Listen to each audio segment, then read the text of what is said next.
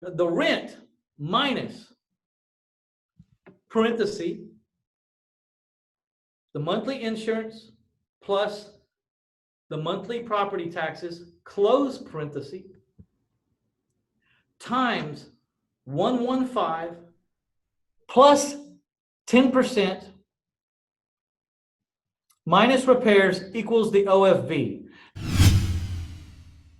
Hey everybody, Jamel Gibbs here. Welcome to another podcast episode. Today we have another special guest. And I wanted to bring this special guest on primarily because he's bought over 2,000 houses. So now I was just talking with him right before we jumped on the line. And he said he bought, what was it? You said for every 5 days you bought a house in your local area? I bought a house in or about my hometown of San Antonio, Texas, every 4 to 5 days for 22 years. That is I've been crazy. in the business 24 years, but I took 2 years off, so I didn't want to count that. Got it. So imagine that, guys.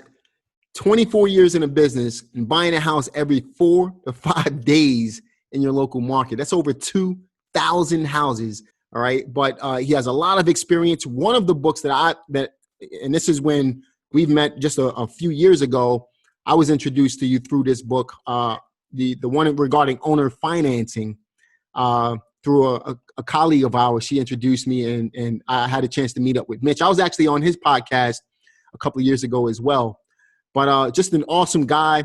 He knows exactly what he's talking about in the real estate investing business. And this is exactly why I wanted to get him on the line for you guys to learn from him as well. Thanks for having me on, man. I'm glad to see you got a podcast, man. You have such a big personality. You got to have a podcast. We got to get you, some of Mr. Gibbs around the whole nation.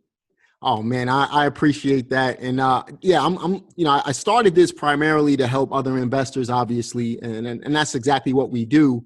But to get the information out there, there's so many different types of people and different aspects of the real estate investing business.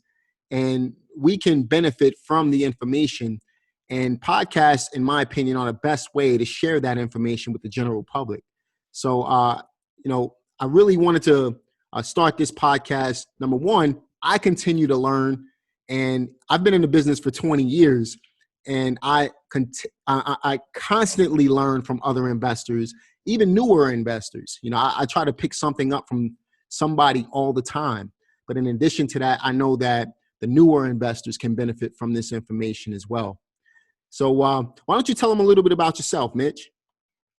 Well, all this and $7 will get you a cup of coffee at Starbucks. Okay, so here you go. I didn't find my butt with both hands until I was 34 years old. Now, I was a hard worker, and I always had the entrepreneurial spirit. So I always had the bartending job at night, so I had some money in my pocket. And then I always had the entrepreneurial effort of the month that would take all my money. And, I was learning at the School of Hard Knocks. And the School of Hard Knocks has a very high tuition rate. It'll take everything you got.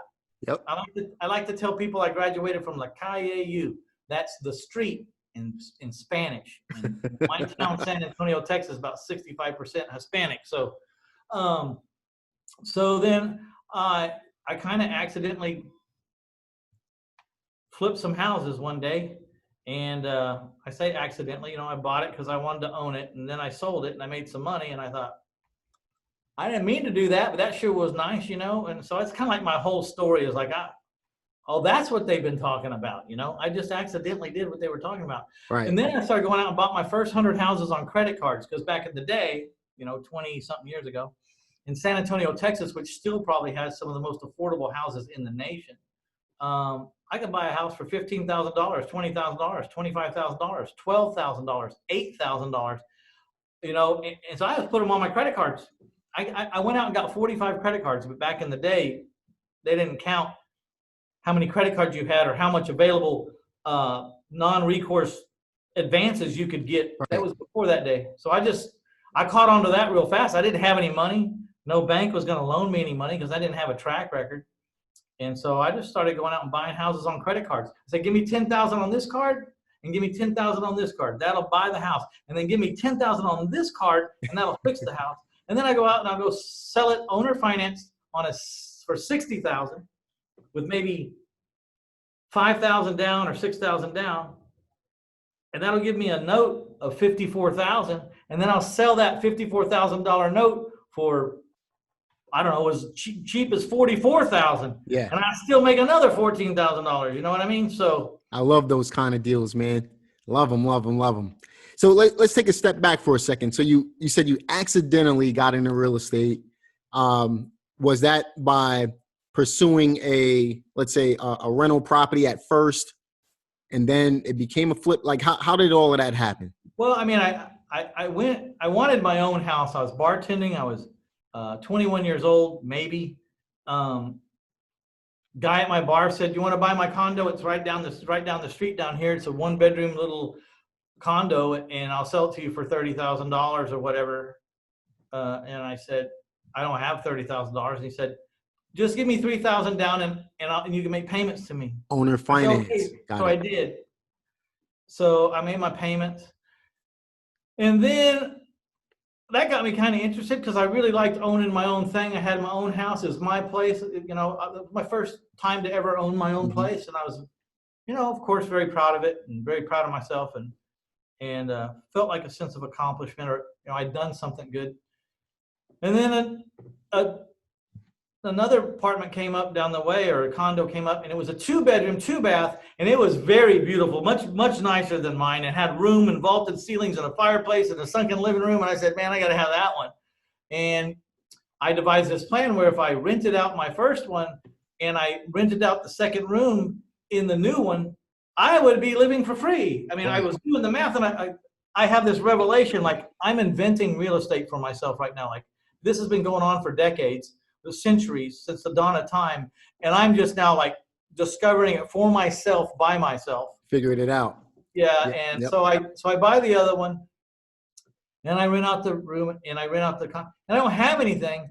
And then I started hearing about special assessments, and that these places were older, and there was rumblings that, you know, that I was hearing about, that condos can have special assessments, and some of those special assessments cost $10,000 or $15,000 just for your share. And I thought, man, if that ever happens to me, I'm sunk. Yeah. So I think I better sell these, and I better like get in a house where that can't happen to me, and I'll move over to a house. So then I sold them. I put like $45,000 in the bank. I sold them both like within a week of each other, and I had $45,000 in the bank, which was more than I made for a whole year's worth of work, you know.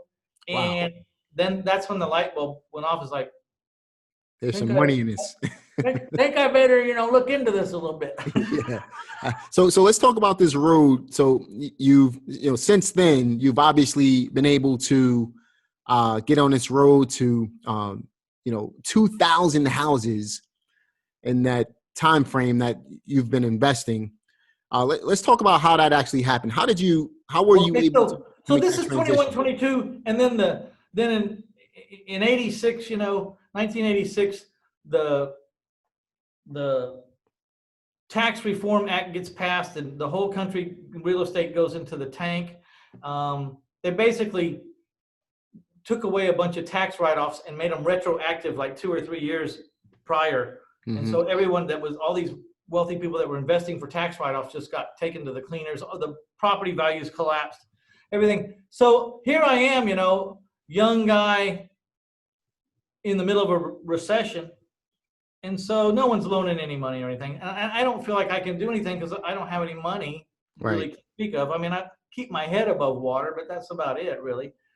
And then I hadn't learned about private money. I didn't believe in, you know, anyone would loan me money. I didn't think anyone would loan me money. I knew the banks wouldn't, but, you know, and I had good credit. It's not that I didn't have good credit, because I had to have good credit to get all those credit cards eventually in the future. But so I laid low, and then I went from 21, 22, 23 doing those little things, and then I went all the way beyond that, doing no real estate till I was like 34-ish. And then I started reading like Robert Allen's Nothing Down, and I started getting some information. And that's old school right there, man. Well, I got pissed off. Yeah, I got pissed off. I got Robert Allen and Carlton Sheets and Dave Delgado, and I mean the old school, guys. Man. I had a Carlton Sheets course back in when I was in high school in the late 90s. That was the first real estate course and probably the only one that I've ever actually been through. And this was back in like 98, 99. And then I ended up buying Rich Dad, Poor Dad, which was the first book I ever read for cover to cover. And that's kind of how I got my start. In addition to, I went down to Wall Street. After Wall Street, after 9/11, I ended up getting into real estate at that point. But funny story, I was actually working as an intern in a real estate office in Brooklyn when I was 14, so in junior high school. So I kind of always been around real estate. I didn't know I was going to end up as a real estate investor, but that's kind of how I got my start in it as well, man. So I'm sure you had some challenges in the beginning. You want to talk about some of those challenges you had? The biggest challenge was, at 25, I looked like I was 14. That's a good problem to have, man. Well, not back then. I even, got my real estate at one time, but who wants to buy real estate from a guy who looks like he's 16 years old, Uh-huh. So Yeah. I had my real estate license, I think, when I was 22, because when I had this little flash of success with real estate, I gravitated towards it, but I couldn't sell any. I couldn't get a client to save my life. I was Gotcha. I wasn't mentally ready. I wasn't mature enough I didn't know anything about the world. I didn't know how it worked. I didn't know anything. And so then I read Robert Allen, Nothing Down, who had the audacity to suggest that I could buy property with no money. And I thought, well, damn, if I should be able to buy the whole town because I'm broke as hell. But Jamel, reading a concept and owning it in your heart is two different things. So even though I read that whole book and I understood how they were doing it, it's like, but it won't work for me because I just didn't. And then one day I accidentally negotiated a nothing down deal. I say accidentally. I had read somewhere it says, never let a deal die on your side of the table. Always push back something you can do. Mm-hmm. Let them kill it. So I can definitely relate to that. guy. What? I can relate to that when you said, if it's not in your heart, it's not going to get done. And I can relate to that personally because you know how many times, I got a good buddy of mine who used to work with me in my REI company.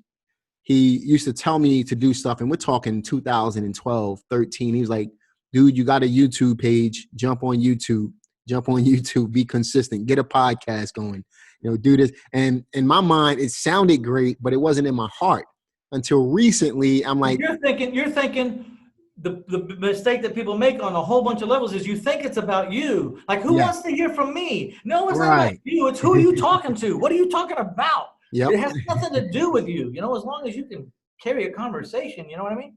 And now, we're talking years later, I'm at a point now where I'm really starting to grow my channels again.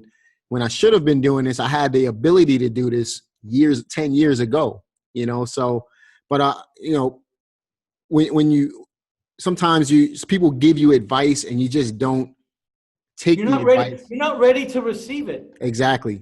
So I'm sure it can be the greatest information in the world, but if you're not ready or you don't believe that you can, then you can't. Right. And I was stuck in that thing. So, but I was trying to exercise things that I learned. And the guy said, don't ever let a deal die on your side of the table. Always make an offer that you can do and push it back, no matter how ridiculous it is. At least because don't kill your own deal. Let them kill it. Don't kill it. Never kill your own deal. So I negotiated this deal with this guy whose father had died, and the fourplex. It was a fourplex, and the son inherited it.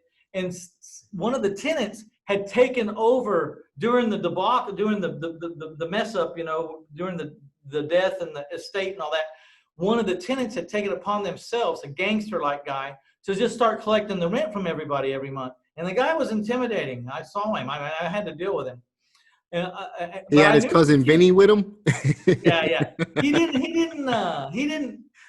The kid that inherited was about as clueless as I was. But I had been through athletics, and my daddy was a Marine, and I knew how to strap it on, whether I won or I lost. I'll hang in there with you. You know what I mean?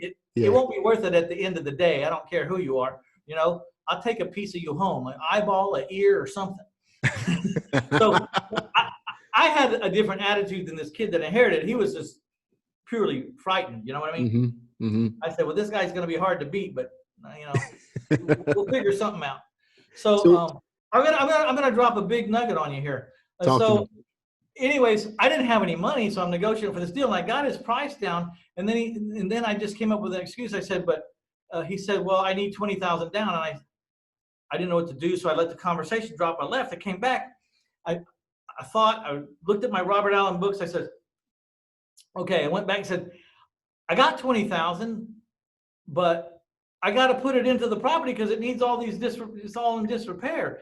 I promise I put it in, and I can't make any payments for a year. So you need to give it to me at zero down and no payments for a year. That's because I was going to figure out how I was going to get some money. And I thought I'm going to fix it up like in 30, 60 days. I'll rent it and then I'll have some money in a year to give him. So that's what I did. And I got it. I got this guy out because I also learned a long time ago, if you got bad tenants and they won't leave, first thing you do is you have them run for warrants. And if they have warrants that they're not reporting to, then it's going to be real easy to get them out. And lo and behold, 60-70% of the thugs that I had that wouldn't leave me alone and wouldn't get out of my house and wouldn't pay the rent, I could get them out real easy without having to go through due process by just letting them know, look, you got a warrant out for your arrest. You ain't out by tonight at 7 o'clock. My friend, cops. my personal friends at the police department are going to come arrest you. You know what I mean? So wow. There's a nugget. That's a golden nugget right there, man. Yeah. So what's some of the best advice that you've gotten just getting started in a real estate business? Well, there's different nuggets at different times, right? Because you go through the different levels. But one of the biggest revelations was finding the money for deals had nothing to do with me. It was about the deal. I could be a one-eyed alien from Mars. I could be Charles Manson in a jail cell. It didn't matter. If I could pledge a $200,000 house collateral and all I needed was $50,000 in the first position to buy it, the warden of the jail should have given Manson that loan. Didn't matter how many people he killed. Because the worst thing can happen to the warden is he's going to get paid as agreed with the interest rate they agreed on, or he's going to get the $200,000 house for the $50,000 investment. So who cares how many people he killed? Pay me or don't pay me. Now, in this particular scenario, you have to use some street smarts. If you go around making deals with people that kill people, you might be the next person they kill. So don't take my example too far. You know what I mean? Absolutely, man. Now let's talk about some of the marketing strategies. Obviously, you've been around for a long time, right? If we're going back to when you first started investing in real estate and we're looking at the strategies you're using right now to find these same deals that you would have found, 25. Well, you're killing me, man. You're aging me like crazy. But here we go. 24 years ago, it was beautiful and it was sad at the same time. Actually, it was more beautiful. 24 years ago, there wasn't HGTV crap, and there wasn't 1,000 people in every corner trying to flip a house. And you could get in the classifieds at 8 o'clock, and you could have a perfectly good deal by 12 on any day of the week. You just had to go out there and pick one, get one. They would all work, or maybe a couple of them wouldn't work, but there was so many, and you could make a deal. If you screwed up, you would get 2 deals, and you wouldn't know how you're going to pay for them because you didn't know how you was going to pay for the 1 deal, and now you got 2 deals. Right. So it was the classifieds, and the same thing with the sales. You put money in the classifieds. How do you find houses today? Completely more sophisticated. You have to be on top of your game because there's a lot more competition. The world has caught on to this. There's a guru on every corner. Yep. Might be me, and it might be him, or it might be someone else saying you can do it. Yep. And it's funny because when I started back in 2002, and I'm just aging myself a little. I'm not even 40 yet, man. So oh yeah, rub it in. But when I started at 21 years old, and it was funny because it was so easy to do real estate back then. When we you know, if we fast forward to about 2013, 14, I mean, all of the competition, I saw it coming from like 06, 07.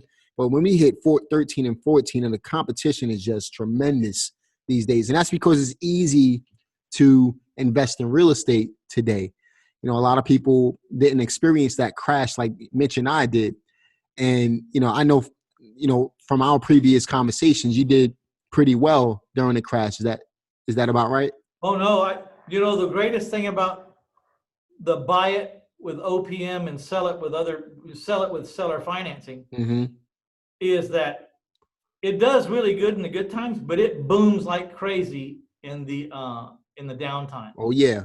It booms like crazy. So what a great business to be in, where you never have to worry when the cycle's going to dip, or, you know, it's like, it's good and then it's gooder. You know, that's what we say. Right. I like that. You made up a word. Good, and then it's gooder. Gooder. And so what a business when you do good in the good times and you boom in the bad times. It's like, what a godsend, what a blessing this business has been to me, because I don't even have to worry about cycles. In fact, you should have more buyers during the down cycle, because a lot of people are getting out of their homes at that point. Let's talk about it for a second. So if you're going to believe in the owner finance strategy, and you're going to even put it in the category of recession proof, and I'll never say that it's recession proof, because that's a gigantic, huge statement. Okay. Yep. But if there was ever such thing as a recession proof business, maybe the owner finance strategy, the way that I'm doing it, is one of them. Right. If there is such a thing. Okay. So to believe in it, you got to believe that most of the renters out there would rather own if they could make the same monthly commitment. Fact. As you know, there's $1,000 for rent. They'd rather own if they could pay just $1,000 and own. Okay. Can we agree on that? Now, I don't know. That's an absolute fact, my friend. Some things you don't have to research too hard. You just kind of ring the bell. You know, like, I don't know if it's 87% of the renters or 75% or so. I don't know what percent it is, but it's more than you'll ever find a house and put them in. You know what I mean? So that's the number one. Number two, we have to agree that the banks are going to close during the recession. I say close. They're just going to tighten up so bad that the money to buy stuff with is going to evaporate for a while. So can we agree on those two things? Absolutely. Okay, so now let's go into it. The first thing you got to know is I established my owner finance sales price by backing into the rents, because I want to achieve just what I told you, that the guy paying $1,000 a month rent right across the street from my house can buy my house, because guess what? My PITI payment is $1,000 a month. The only separator is, do you have 10% or more for a down payment? So I'm sorting through all these hundreds of thousands of renters to find the ones that want a house bad enough to save a down payment. Okay? And they're fighting over the deal. Yes. So yes, I averaged 9 days on the market in the last 300 deals. Wow. So look what's happening. I'm taking the rents and I'm backing in with a formula. You want the formula? Talk to me, man. Okay, guys, write this down. $1,000, the rent minus parenthesis, the monthly insurance plus the monthly property taxes, close parenthesis, times 115 equals the OFV. Oh, I'm sorry. Times 115 plus 10% minus repairs equals the OFV. Now, you guys have heard of the ARV and the MOA, the MAO, the Mayo. Yours truly has invented and is about to get the trademark on the OFV. That's the formula for the OFV, the owner financed value. And let's run that back one more time. Okay, let's use real numbers. Yep. Get your pen and paper. You got your pen and paper, Jamel?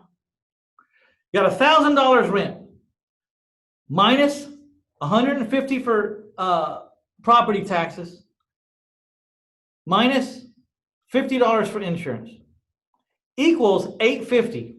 That's how much this renter has for principal and interest, because he's still, whoever's in that house is going to have to pay that insurance and that tax. So that's not our money. We have to take it off. I got $850 to get a PITI payment out. So in order to find what is the price or what's the balance or how do you arrive at an $850 payment, we're going to use the multiplier 115. Or you could get a financial calculator and you could plug in $850 as the payment, 10% for the interest, 30 years for the term, and solve for the balance. Or you could just multiply by 115, because I went to this real smart college graduate guy and said, why do I have to always find this thing? Can't you just give me a multiplier? And he said, yeah. And he figured it out for me. Wow. Awesome, man. It'll Awesome. be real close. It won't be exact, but it'll be so close it's not even worth debating, because you're going to round it up or down anyways. You know what I mean? So when you multiply 850 times 115, you come out with $78,750, which is $78,000 to me. Okay, so $78,000. Rounded down. Yeah, I'm sorry.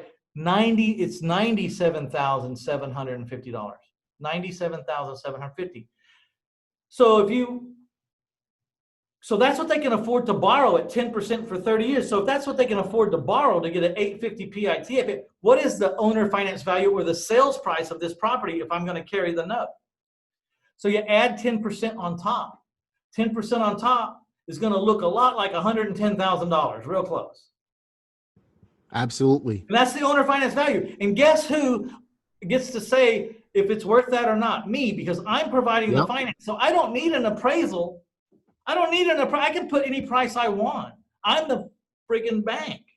I'm giving the loan. The only one that has to be happy with what that property's worth is me. That's right. So you provide the value. You are the bank at that point. So it doesn't really matter, you know? Yeah.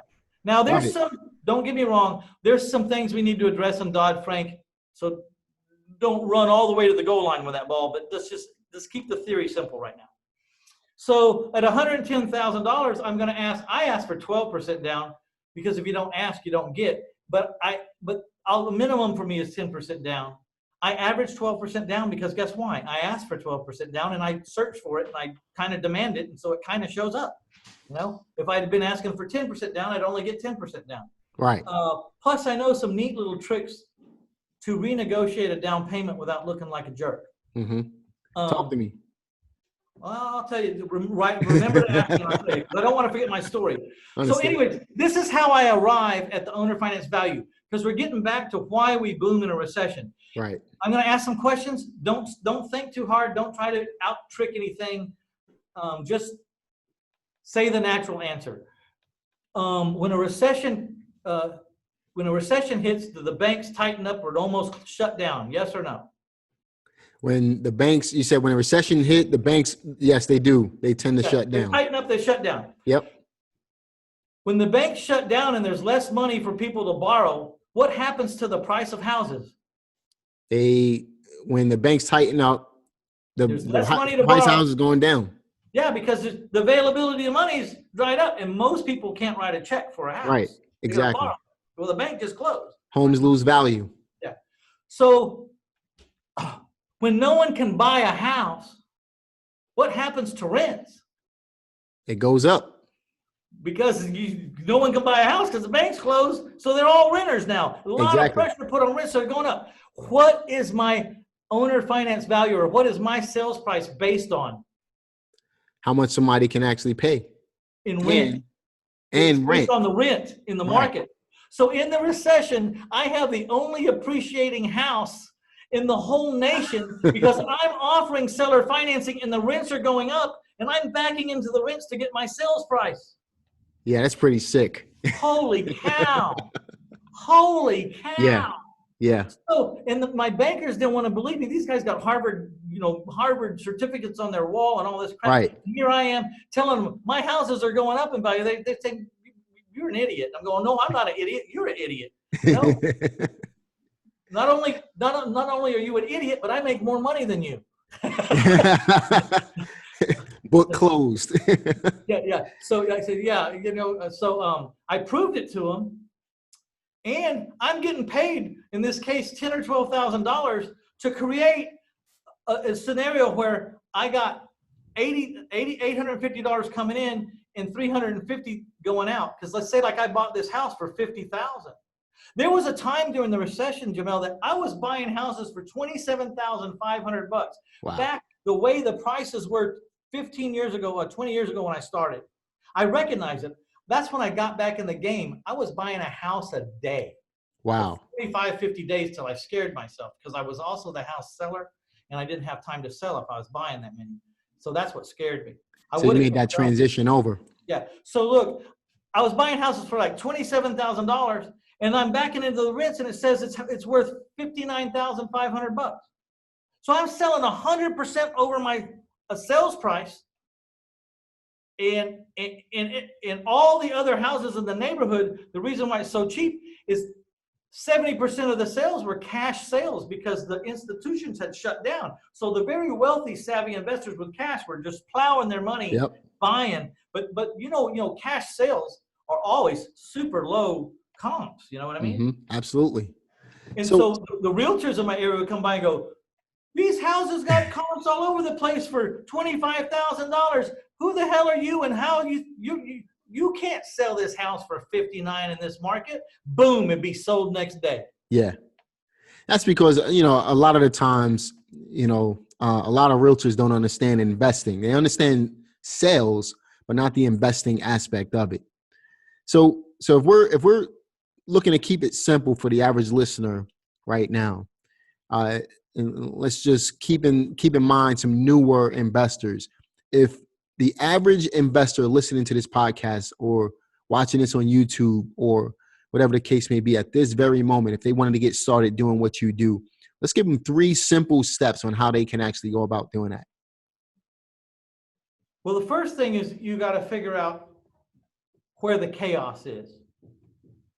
Wealth comes from chaos. I didn't invent that saying, but it's anonymous. They don't know who invented it, but I like it and I've been using it my whole life. Wealth comes from chaos. Where is the chaos in the housing or the real estate market? It's where there's death. It's where there's change. What's change? Death, transfer, lack of jobs or loss of jobs, health, problems, deployment. You know, there's all kinds of things. Right. You got to get in the obituaries. You got to get in the divorces. You got to get into where's the change happening. And you go. I live where at the corner of change, and it ain't the same. I live right on that corner. There's change, and it ain't the same as it was yesterday. I like that. And then you got to learn probably equal to that, or maybe even more important than that is you got to learn how to establish value in a very relatively short period of time. Within a few minutes, you need to have a process on you, somewhere close to you that you can be portable with. You got to know how to establish value like this, because you cannot steal houses in slow motion. Right. You got to, and how in the world can you buy something and expect to sell it for a profit if you can't figure out what the values are in the neighborhood? You have to establish what the value is, and then you got to buy at a discount. Especially with all of the competition that we have these days. Speed is really your friend. If you're not moving fast enough, those deals are going to slip right between your fingers. That's just a fact. Yeah, the number one thing is get the contract with some days for due diligence and sort out whether it's a deal or not later. But get this guy off, get this motivated seller off the market, tie him up, and even sometimes at this point in the game, because these people are getting pretty ruthless, go down and file an affidavit, a memorandum with your contract like right now. Yep, especially with the amount of competition you have today. That memorandum is definitely something that you want to keep in mind. And I've seen far too many people lose deals because they're just not on it like that. Let's just make it simple for them. How they're losing deals is I go in there, I'm the first one there, I negotiate a deal, the guy signs a contract, and then someone walks in an hour later, right after me, and offers $10,000 more, and he signs another contract. You know, and it's happened. That guy runs down to close. If you file an affidavit or memorandum with your contract down at the courthouse, when the title company pulls the search, they're going to see clouded. It's going to be clouded. Like, wow, what's this Mitch Stephen guy? He has an affidavit or memorandum. What he's saying is, I got an interest in this property, and before anybody does anything, you better call me. And guess what? My contract's dated before that guy. Yep, exactly. Yeah. So, Yeah. I mean, that's going to win all day long in court. So We're on number good to go 2. with You that. got to live in the chaos and figure out how to market to the people that are in the middle of the chaos. Number 2, you got to be a pro at establishing value. Mm-hmm. And number 3, you need to learn your paperwork. You got to get your paperwork down pat. These are 3 of the simplest things. I mean, I think maybe you were expecting for a bigger or broader scope. Oh, that's great, man. For the first infantile person coming out of the chute, like what really almost kept me out of this business was the contracts. I didn't understand them. I was intimidated by them. I didn't know how to fill them out. You know, it almost ran me out. Mm. You know, but someone told me one time, and it might be good advice for anybody, and I've lived with this way all my life after that. I told this guy, I said, I'm scared of these contracts. He says, you're scared of, you're afraid of this contract? I said, yes, sir, I'm afraid of these contracts. He said, here's a lesson, son. And he was an older gentleman. I was younger at the time. He said, here's a lesson, son. Something scares you. You run right to it, get nose to nose with it. Just pick the biggest fight with it you can have. I love it. He said, I love it. and by the end of the struggle, you ain't be afraid of it anymore. And you'll find out that dragon, it ain't as big and bad as you thought it was. Probably 9 times out of 10, it ain't nothing. It wasn't nothing. It was all in your head. So I've done that my whole life. Awesome, man. So I know that you have an education platform as well. You have a podcast. You have students nationwide. What are some of the common denominators that you see with all of your successful students? What are some of the things that they all have in common? Not even a doubt. Work ethics beyond. You have to put up more numbers than you think. If you think you're going to go out and call on a couple of houses and buy a house, you're living in fantasy land. These people that are being successful are putting out 30, 40, 50, 80, 100 offers a week or in a relatively short period of time. They're putting out a lot of offers, and even though they only buy 1 or 2 or 3 that month out of 400 offers that they made, those offers are still floating out there, and they start to compound because it's just like mailings. You want to mail for 1 month or 2 months, it's not going to work. You got to mail for a year, and you got to plan to be in the game for a year, because by the end of the year, some of those people who got your very first mailing 12 months ago, it's going to call you. They're going to finally have reached the end of their rope or met their circumstance. The event has now happened, and they're ready. So not only do you have to stay with it, but you have to stay in touch with them, not in an annoying way, but in just enough, like every 3 weeks, every 4 weeks, just, hey, I'm still here. I'm still here. They're called touches, right? Yep. And we buy our houses. We have strict records on this, and my records are falling in pretty much with what the national people say. We're buying our houses between the 8th and the 12th touch. The 8th and 12th time we knock on their door, that we send them a text, that we put out an email or send them, just want to send this contract out again in the mail, like a real physical contract. Wow, man. That's awesome. So I would say chaos, live where there's chaos and learn how to figure out where the real estate in transition is, or the people that own real estate are in transition. Right. Learn how to establish value without a doubt, and do it quickly. And then know your paperwork and be comfortable with your paperwork, because it all starts with the contract that 2 parties sign. That's where it starts, Yeah, absolutely. So you got 3 books. You stuck with the same title per se, but they have different subtitles. Why did you end up? I'm going to tell you exactly why. I was trying to take a page out of Kiyosaki's book. The guy's Rich Dad, Poor Dad, everything. So I was going to be My Life in 1,000 Houses, everything.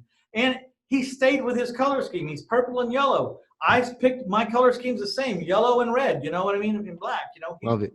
So I thought, there's a guy that I wish I was. I wish I was that guy as far as this book. The way that he's had success with his books and the way he's known. So I just tried to take a page out of his book. Now, was it smart or not? I don't know, because every time I say, what book did you read? Oh, My Life in 1,000 Houses. Like, nobody talks to me in subtitles,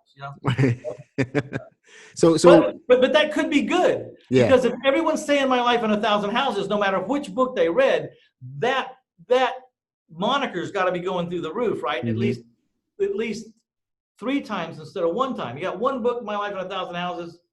Anyways, you get my point. Yeah, absolutely. So while we're on the topic of books, do you have a favorite book that you've gone through over the years? What book changed your life? Yeah, it's called the Holy Bible, and everything that was ever written was based on it. Anything that was any good for you, it is already written about 2,000 years ago. Okay, so all this, how to be a success and it was all written 2,000 years ago in Ramsey and what's the guy? How to Influence People, Zig Ziglar, all the people, all they've been doing is taking those same concepts, The Secret. Yep. The Secret, send out a thing to the universe. That's called a prayer, okay? It's called a wish and a prayer.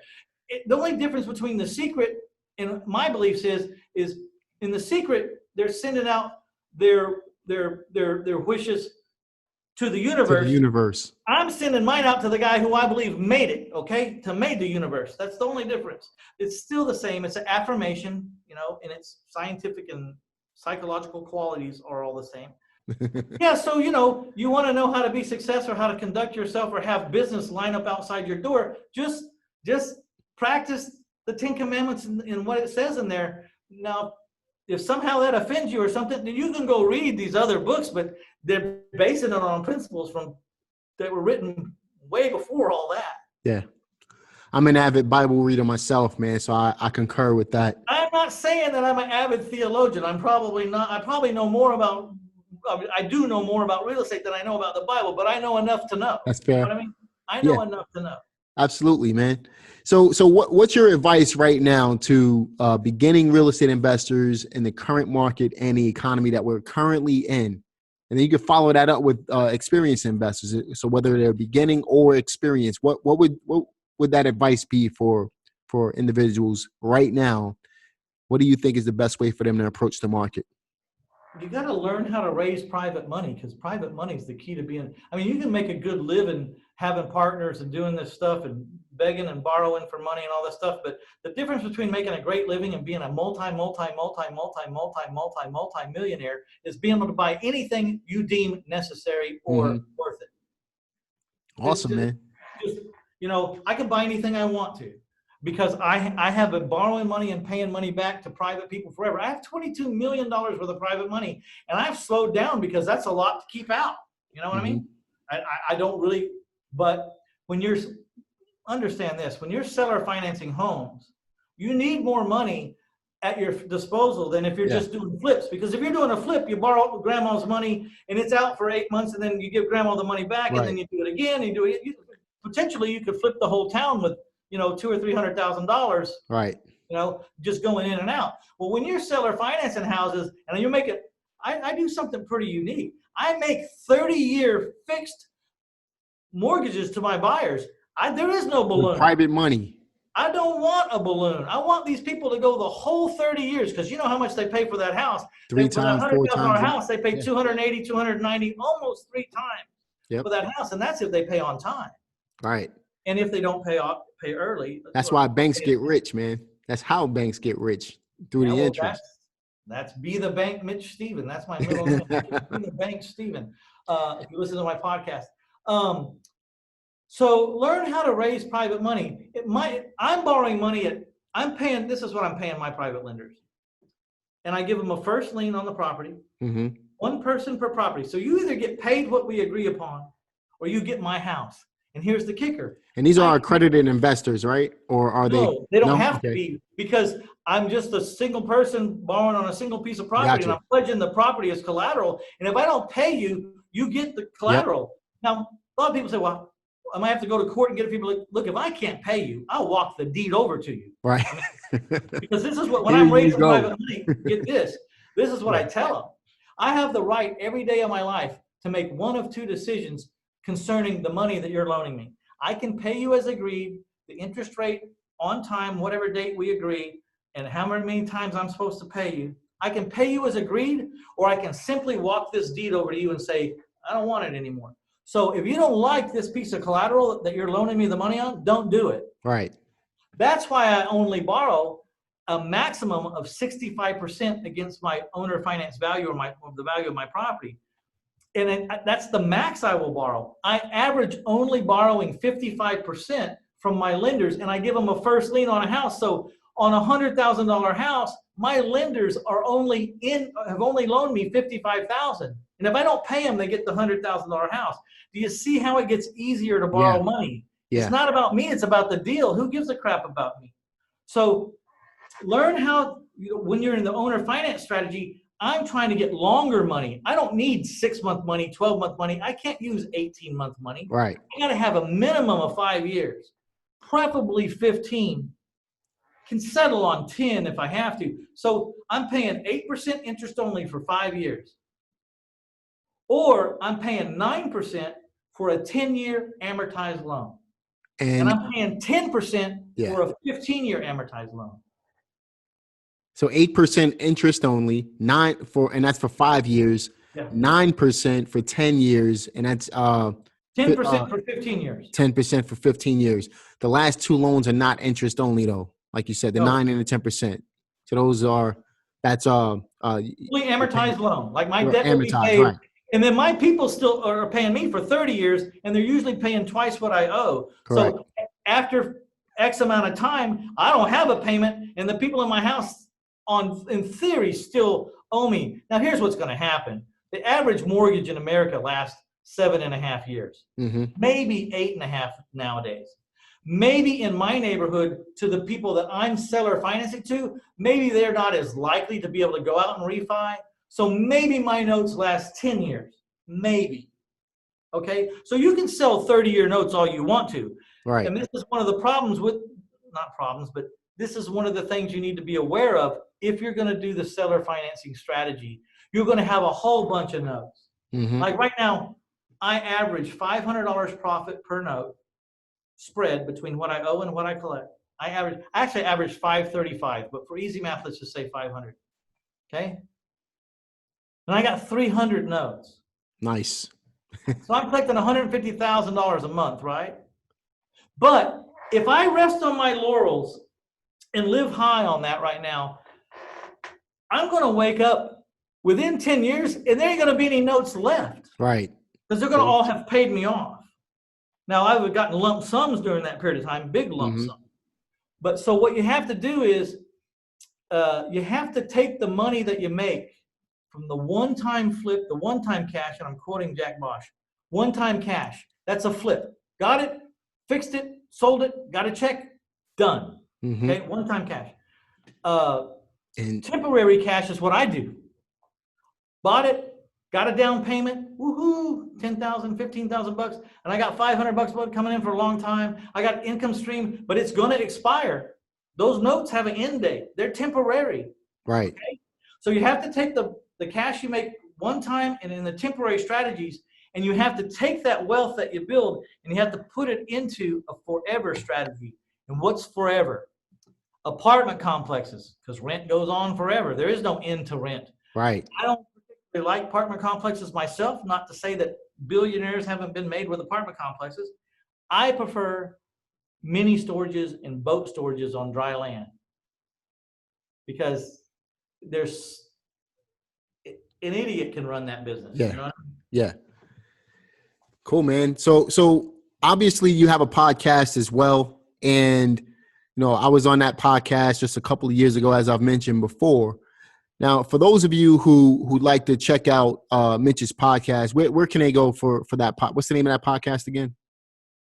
It's REInvestorsummit.com. But here's the thing. Just go to 1000houses.com, 1000houses.com. You see the podcast. You can get a free copy of my book if you'll just pay the shipping. There's so much free stuff there. It's not funny. You can see my blog. If I got something, you can figure it out from 1000houses.com. Awesome. 1000 houses, 100, and that's the physical number, 1000houses.com. Check out what Mitch is doing. It's pretty incredible that he's been able to buy a house on average every 4 to 5 days for the last 24 years. Over 2,000 houses purchased, 3 books written, and just absolutely crushing it in his. And I have the scars to prove it. And the scars to prove it. So he has the battle scars. So guys, there's a lot of guys out there talking, but in my opinion, talk is cheap. Mitch is actually doing. And like he said, he has those battle scars to prove it. So definitely check him out at 1000houses.com. And any last words for our listeners here, Mitch? What would be I like to say, we've been talking a lot of smack around here, and I've been throwing out some numbers, but the honest God's truth is, I'm just a regular guy. I was scared as everybody else, trying to figure out how I was going to fit in. I found a place to fit in.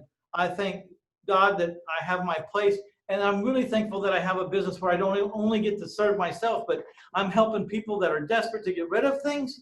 I'm helping people that are desperate to have a piece of the American dream and have a home, because owning your own home is so important to the family and to the infrastructure of this country, or any country for that matter. And this country, the middle class is having a little bit harder time right now being able to get ownership. And certainly some of the immigrants are have always had a hard time getting ownership. So I'm able to help on a lot of different fronts. Mm-hmm. And I feel good that my business not only makes me a great living, but I can help a lot of people along the way. I'm helping the elderly, because most of the people that loan me money are over 65. Right. So you're helping them make some money. Yeah, making some money without a huge risk. Like I've never, we talked about I could hand you the deed back, but I've never given a deed back in my career, ever. 2,000 whatever houses and $22 million in and out all the time, whatever. I've never given anyone back a deed or filed bankruptcy or filed Chapter 7 or filed Chapter 13, because there's no reason to. There's too much money. The things that'll get you in trouble is, number one, is if you don't have integrity. Because if you don't have integrity, you're going to get in lawsuits. Lawsuits can kill you. Yep. Kill your business, kill you everything, kill your reputation, all that. Yep. Number two, you can't over leverage. And I'm only borrowing 65% max and averaging like 55, 58% LTV, or loan to value. So I'm really under what most people would borrow. And then you got to conform with some state and federal regulations or laws that may apply to you in your state and in the nation, like Dodd-Frank and stuff. So you got to just stay with those three things. And if you can stay reasonable and stay in those three categories, then you should have a long life. And let's say, just going back to the Dodd-Frank situation, I believe the average investor who does these types of deals can only do, up to 3 a year in certain areas? Well, it depends. Mm-hmm. Federally, it says 3. The state of Texas says 5. Gotcha. How does that happen? How does state override federal? Right. I figured it out. I talked to the Carolina Jones of the Mortgage and Savings Loan Commission. She's the head commissioner. And I asked her one day, I says, how is it Dodd-Frank says 3 years, but you're telling Texas we can do 5 years? She said, Mitch, it's because in Dodd-Frank it says, if your state doesn't address the issue and name a number, then it's going to be 3. Well, gotcha. Texas did name a number. They named 5. Okay? And that means you can do 5 without a license or without having a licensed RMLO, residential mortgage loan originator, in between you. So you either have to be licensed or you have to have a licensed person stand between you and your buyer for a certain period of time and give all the disclosures if you're going to do 5 or more. Right. It doesn't mean you're limited to 5. It just means, do you need to be licensed or have someone licensed? Yes or no. Mm-hmm. And even whether you're licensed or have to be licensed or not licensed, you still have to give certain disclosures. So that's where having a mentor like me, I can shortcut all that for you. I already been through all this. I already had all the lawyers. I've been talked to all the think tanks across the country and everybody who's owner financing. I shortcut all that for you. Mm-hmm. I like to purchase creatively and then sell on, let's say, a lease option. Now in Texas, obviously we can't, it's done differently in Texas. So in Texas, we do owner finance stuff, and like Houston and other areas like that. But outside of Texas, I like to do the rent to own. I think that's pretty beneficial as well. Yeah, lease options in Texas, if you go over 6 months, they want to deem it as a sale. Right. There's ways to deal with that. Ron LeGrand, there's ways to deal with it. But what my conclusion is, though, I just go straight to a mortgage and deed of trust, and I put myself as a lien holder. Mm-hmm. It's like a mortgage company would do, because Texas has such a fantastic foreclosure system that you don't really need to worry about the foreclosure process. Right. Now, you go to other states like Florida or New York or California, you can't hardly get a person out of your house. That's right. If they want to lawyer up. Especially in New York, man. You gotta, I mean, you're in 3 months before you can even, File, right? it's difficult, really, especially in New York. It is difficult, man. I know that. I just had that conversation. A lady called me when I asked her she wanted owner finance. I said, where you live? She said, New York. I said, no, thank you. Want owner finance houses? She said, New York. I said, I don't know, man. Yeah. We need to talk about someplace else, man. We need to talk about the flyover states, you know, that the states that just haven't quite lost their mind yet. Yeah. Awesome, man. But hey, Mitch, it's been a real pleasure having you on board today. If you had to recommend a book for everyone to read today, what would that book be? You know, I really liked The Richest Man in Babylon. I love that book. You know, it just describes how to have a very successful business for a very long time, and it's just some principles that if you can live by those principles, you know, you'll do well and you should prosper. Awesome. And it's not about being the richest guy in the room. It's about being the happiest. And a lot of times, if you could have more money than you have, but if that brings you multiples of more problems, then why would you want the extra money? Like, there's a balance between this. Right. I'll link that book in the description for you guys. If you're on YouTube, if you're listening on a podcast, it'll be on the YouTube page on this video with Mitch Stephen. And I'll link it in the description under Audible so you can get an Audible trial. But check out The Richest Man in Babylon. I went through that book multiple times. Absolutely love that book. And the principles that the book teaches is for everyday life, even right now, for you to be able to know how to handle your money the right way. Definitely check it out. And also, are you on Audible with the 1,000 Houses books? I am, but My Life in 1,000 Houses, The Art of Owner Financing, had so many numbers in it that it wasn't going to be good as an Audible. Gotcha. It'd be like reading a spreadsheet, you know what I mean? So I just did the first two in Audible. Okay, I'll link Mitch's books below as well. If you guys want to check those out, are they on Amazon? They are. Yeah, and I also have digital copies. You know, if you go to my website, you can get digital copies. So perfect. Actually, if you go to my website, you can order them too. They'll be a little bit cheaper, and everything that comes out of my office is autographed, if that means anything to you. Perfect. I never thought anyone in the whole wide world would ever want my autograph, but apparently if you write a book, people want you to sign it, and they don't care if you're not famous or not. Awesome, man. It's been a real pleasure having you, my friend, and looking forward to doing this again sometime in the near future. And guys, it has been a pleasure serving you today as well. It's Jamel Gibbs. I'm signing off.